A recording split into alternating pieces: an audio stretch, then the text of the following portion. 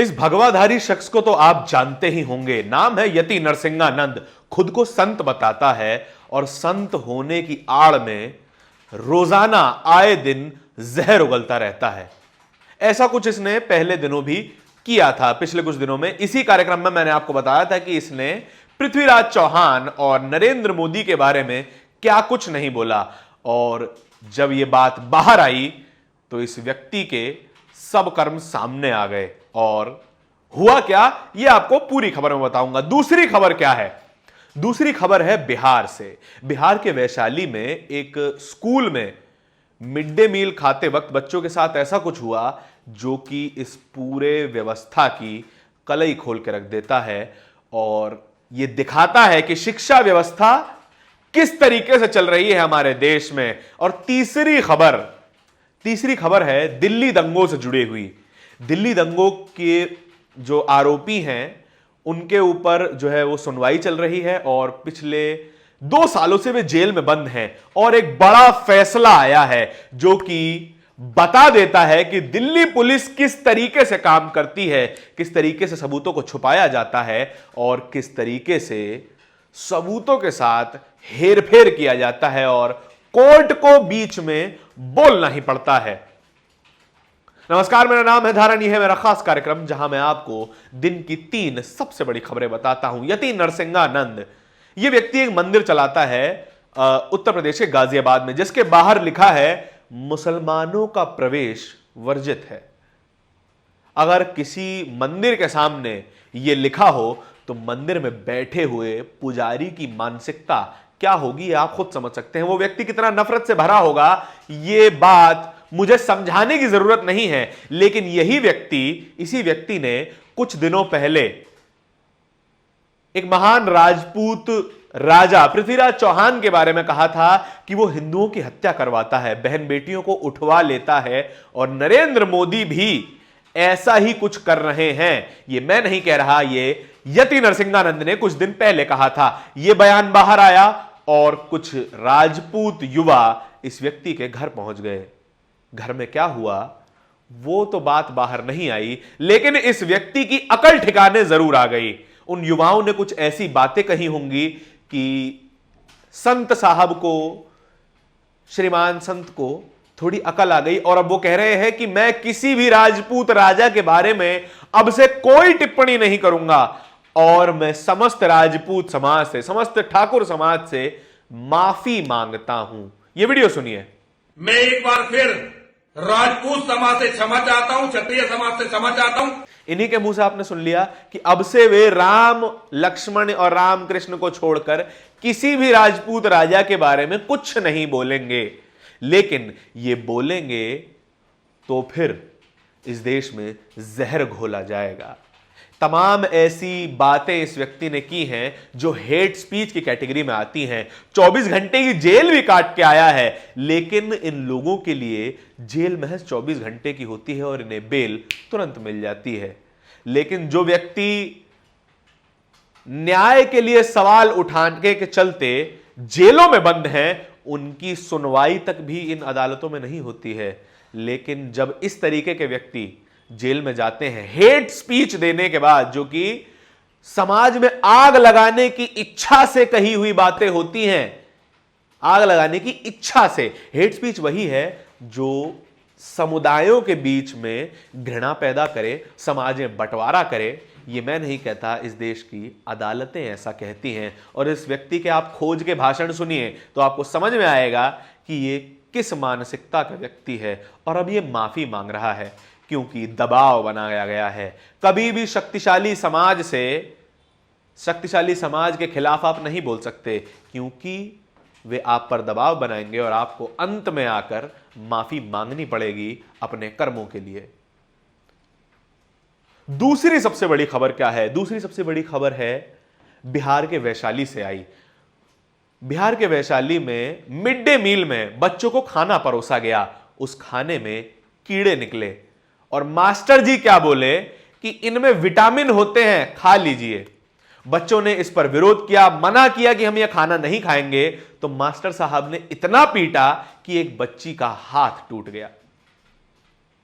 इस तरीके के शिक्षक हमारे स्कूलों में मौजूद हैं, इस तरीके की व्यवस्था हमारे स्कूलों में चल रही है, जहां पर मिड डे मील में कीड़े निकल रहे हैं और उसको भी खाने को बोल रहे हैं हमारे मास्टर साहब, और इसके ऊपर तर्क ये देते हैं कि इसमें विटामिन होता है, खा लो, और नहीं खाते तो बच्चे की पिटाई की जाती है। जब यही सवाल मीडिया ने प्रिंसिपल से पूछा कि कौन से विटामिन होते हैं जिस कीड़ों में, वो प्रिंसिपल भी कुछ नहीं बोल पाया। और तुरंत इस घटना के होने के बाद तुरंत बिहार के खंड शिक्षा अधिकारी वहां पहुंचे, उस टीचर पर तुरंत कार्रवाई की गई और खंड शिक्षा अधिकारी ने यह भी बताया है कि तुरंत इस टीचर को निलंबित भी किया जाएगा और कानूनी कार्रवाई तुरंत प्रभाव से की जाएगी। लेकिन आप इसको आराम से बैठकर दोबारा सुनिए कि एक टीचर खराब खाना बच्चों को खाने पर मजबूर करता है और बच्चे मना करते हैं तो बच्चों की पिटाई होती है। इस तरीके की व्यवस्था, अगर इस तरीके के लोग हमारी व्यवस्था में बैठे हैं तो हमारे बच्चों का भविष्य क्या है वो आप खुद समझ सकते हैं। टीचर से पूछा गया कि आपने किस लॉजिक से कहा है, किस लॉजिक से बच्चों को पीटा है इस मामले में, तो टीचर यह कहता है कि कभी कभी ऐसे काम करने पड़ जाते हैं। इतना पीटा जाना कि एक बच्चे का हाथ टूट जाए, ये कहां का लॉजिक है। यहां स्कूलों में दंड देने की एक प्रक्रिया है, बच्चों को पनिशमेंट्स दी जाती हैं, लेकिन वो पनिशमेंट कभी भी सीवियर नहीं हो सकती, यानी कि बच्चों को कोई परमानेंट डैमेज ना दे, ऐसी पनिशमेंट्स दी जाती हैं। आपके क्या विचार हैं इस खबर के बारे में कमेंट सेक्शन में बताइएगा जरूर। लेकिन उससे पहले तीसरी खबर सुनते जाइए। दिल्ली दंगों में आरोपी शाहरुख और 4 अन्य व्यक्तियों को आज अदालत ने रिहाई दे दी है, यह कहते हुए कि पुलिस आज तक 2 साल बीत चुके हैं, पुलिस आज तक इन चारों के खिलाफ कोई भी ठोस सबूत नहीं ला पाई है। इसको 2 तरीके से देखा जा सकता है। एक कि इन युवाओं को फंसाने की कोशिश की गई है और असल में इनके खिलाफ कोई सबूत है ही नहीं, या फिर दिल्ली पुलिस इतनी इनकॉम्पिटेंट है कि आज तक कोई सबूत प्रोड्यूस ही नहीं कर पाई और 2 साल से ये युवा दिल्ली की जेल में बंद हैं। 2 साल अगर कोई युवा जेल में बंद रहे तो उसके भविष्य का क्या होगा। अगर ये लोग निर्दोष साबित होते हैं, अभी तो इन्हें केवल रिहाई मिली है, अभी केवल बेल मिली है, अगर ये आगे जाकर निर्दोष साबित होते हैं तो क्या ये पूरा प्रशासन, क्या ये पूरी न्यायिक व्यवस्था उन 4 युवाओं की जिंदगी के 2 साल वापस ला सकते हैं? क्या पूरी न्याय तंत्र 2 साल छोड़िए 2 दिन तक उन युवाओं की जिंदगी वापस ला सकते हैं? नहीं। लेकिन जब किसी नेता के बेटे को बचाना होता है तब ये पुलिस बहुत तत्पर हो जाती है कि पूरी कोशिश करती है कि एक भी सबूत अदालत तक पहुंचने ना पाए और सबूतों के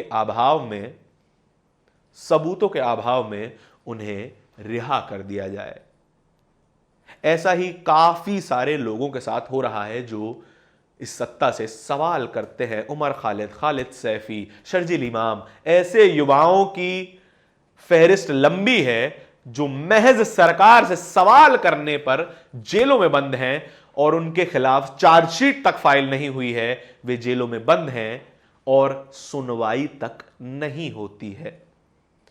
इस पूरे मामले में कोर्ट ने दिल्ली पुलिस को फटकार लगाई है कि आप की काम करने की व्यवस्था इतनी घटिया है कि आप किसी व्यक्ति के ऊपर चार्जशीट फाइल करते हैं, किसी व्यक्ति के ऊपर केस दर्ज करते हैं, लेकिन उन चार्जेस को साबित करने के लिए कोई सबूत तक नहीं ला पाते। 2 साल बीतने के बाद भी कोई सबूत नहीं है इन 4 युवाओं के खिलाफ। आपके क्या विचार हैं कमेंट सेक्शन में बताइएगा जरूर। और जाते जाते एक बोनस खबर आपको दे रहा हूं।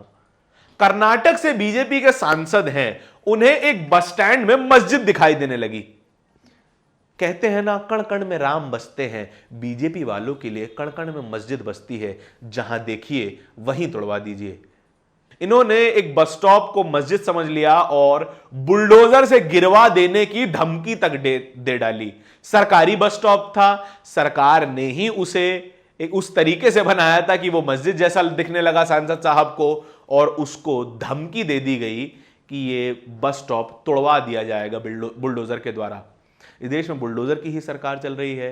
एक मुख्यमंत्री को बुलडोजर बाबा कह दिया जाता है, मानो बुलडोजर से न्याय देने को ही असली न्यायिक व्यवस्था कही जाती हो। तो फिर क्या जरूरत है इंडियन पिनल कोड की? हटवा दीजिए।